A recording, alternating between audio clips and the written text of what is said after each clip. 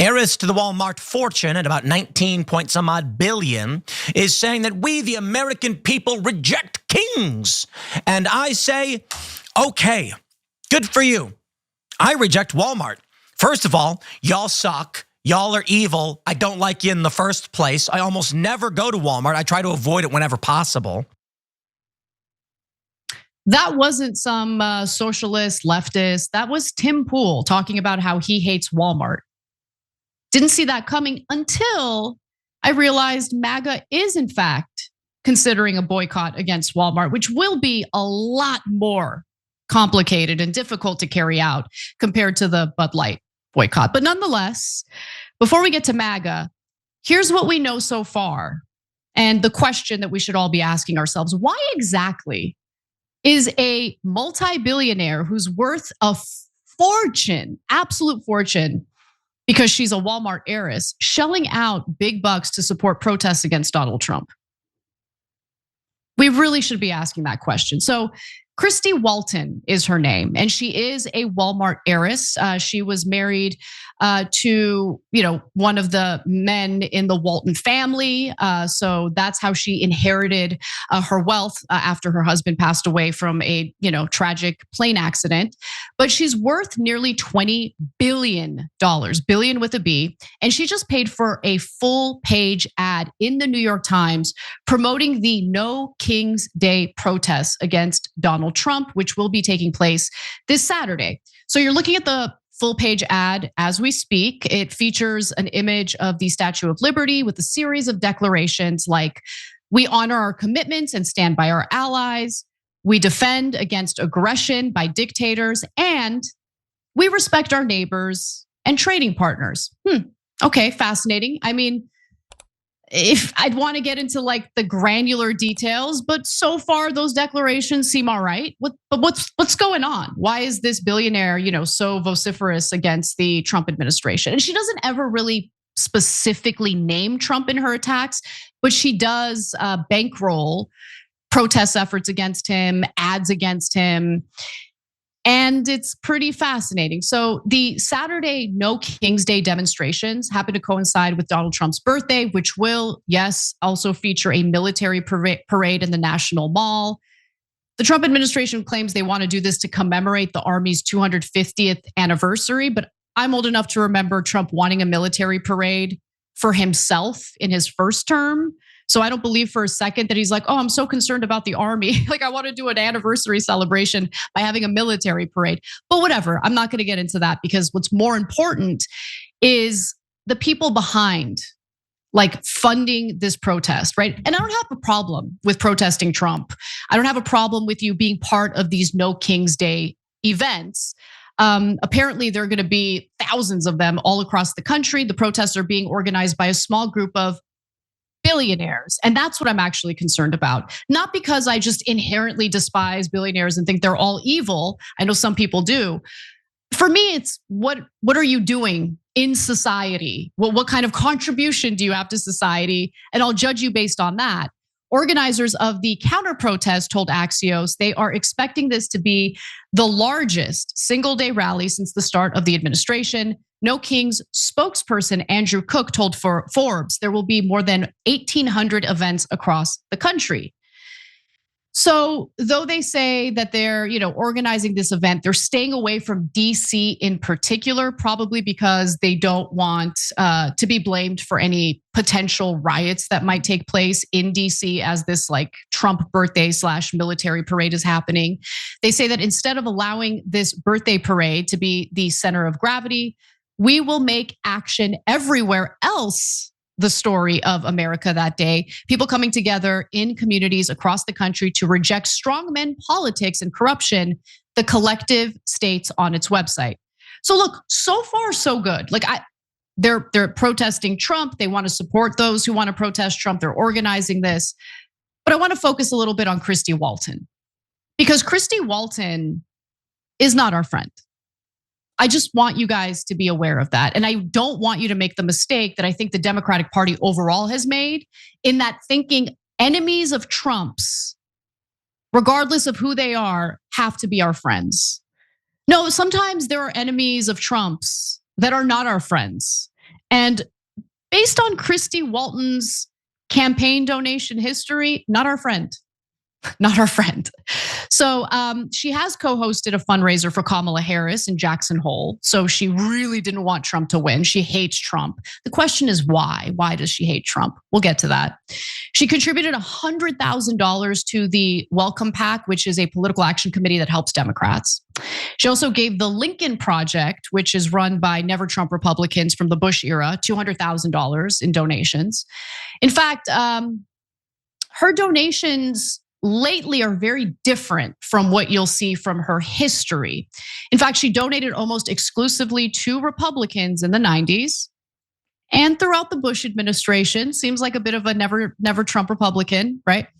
Her political donations did switch a little bit to Democrats in the summer of 2008, likely because Obama appeared poised to win the presidential election and Congress was going to be taken over by Democrats. So she was probably hedging her bets, that's what donors do. They want to have influence over both parties. And look, what's really interesting to me is that she was still giving campaign donations to union busters like Scott Walker. Okay. In fact, she gave him a massive contribution of $50,000 on May 10th of 2022 alone. She also gave the Libertarian National Committee $33,400 in August of 2016. Now, this is going to shed some light on my theory here because there are two camps in the libertarian movement. There's the we love corporations. We're so pro-business that we want undocumented immigrants to come in because we want these corporations to have access to cheap labor that they can exploit, individuals who will have no recourse.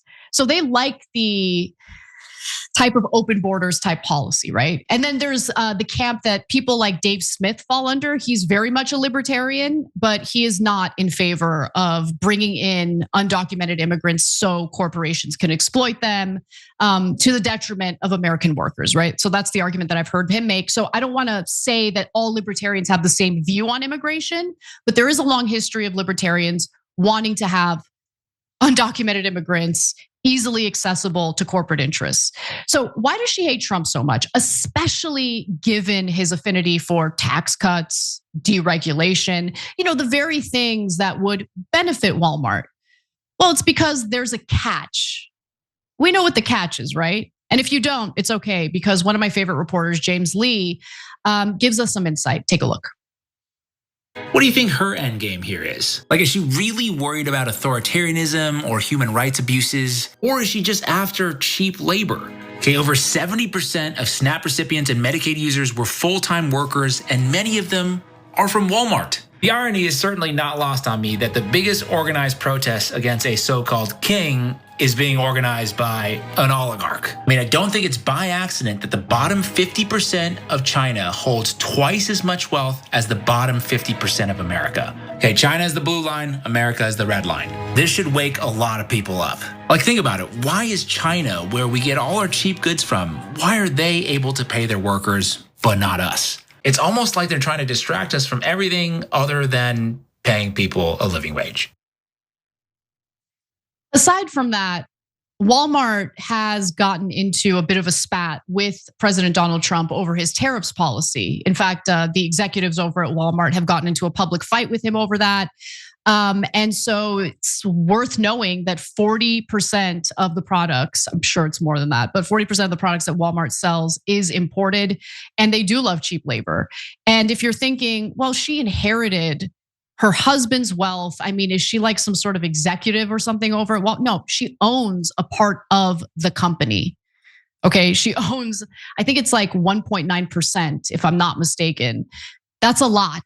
And so the profit maximization of Walmart is obviously something that she knows is going to benefit her.